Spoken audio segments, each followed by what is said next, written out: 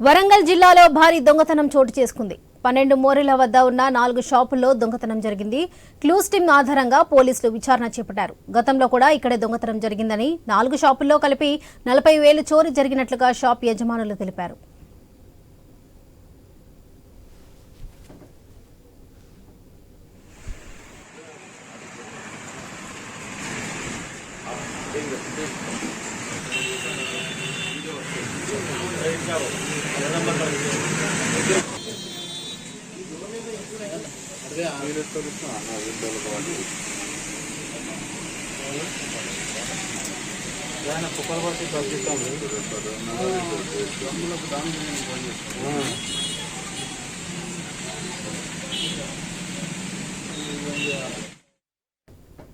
వరంగల్ జిల్లాలో భారీ దొంగతనం చోటు చేసుకుంది.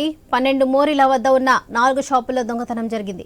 క్లూస్ టీమ్ ఆధారంగా పోలీసులు విచారణ చేపట్టారు.